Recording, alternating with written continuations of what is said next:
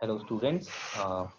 Today's topic is building operations. What are the operations we need to conduct in designing and planning of a green building, right? So again, in this presentation, I've divided the things into goals and strategies, right? So, uh, First of all, the first goal is use site resources to reduce building loads and enhance indoor environmental quality. Means for the designing and planning of green building, we should use or we should rely more on the resources which are available at the site or nearby areas so that the load on the buildings would be reduced, right? So for this goal, we have few strategies like use existing and post trees and planning to reduce heating, cooling, and lightning loads. Planting can reduce summer solar gains, channels, sunrise like this. And the second strategy we should follow is orient the building to optimize prevailing winds and solar opportunities. Like we should orient the building in such a manner so that natural heat and natural air should be there in plenty, and we should not use or we would not use the artificial way of heating or ventilating the building, right?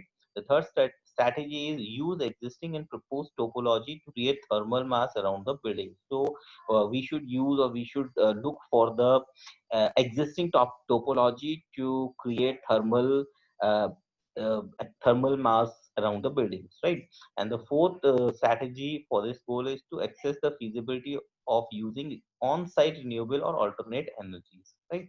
So these are the strategies we should use for this particular goal.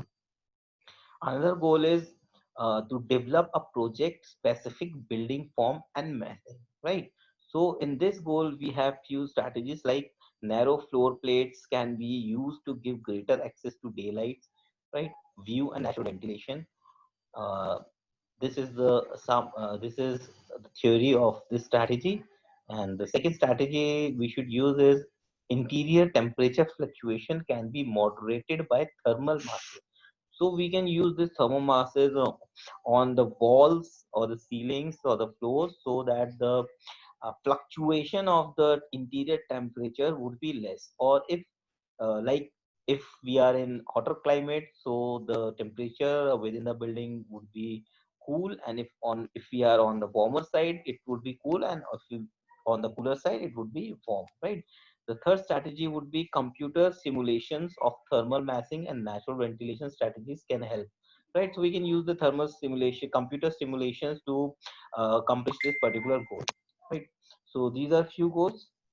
Another goal which we should look forward is configure internal layout to reduce load and enhance IEQ, right?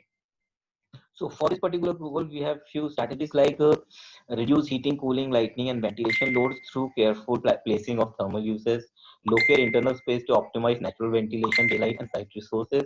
Use,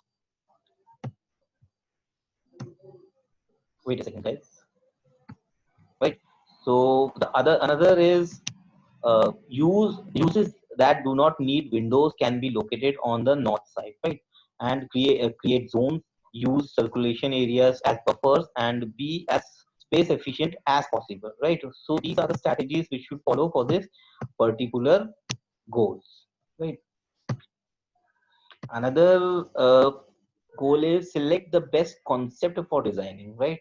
This is the most important, because if the design concept is good enough, we can get the required or the needful building, right? Otherwise, if design is faulty or if the design doesn't fulfill the purpose, so it will all go waste, right? So for this particular goal, we have a strategy like the integrated design team should at this point select the best concept design, include the orientation, configuration, massing, and siting, right? So this is basically the work of engineer or the design team, and they should select the best concept for the particular design, right? Then the next goal is finalize all non-energy performance targets. So whatever the target, whatever the non-energy activities or event that should be targeted, right? As the design team enters the building, the system design phase, they need to come to consensus on all the project's performance target except energy, which will be confirmed after the building system design, right? So this it says that we should finalize all non-energy performance of the buildings, right?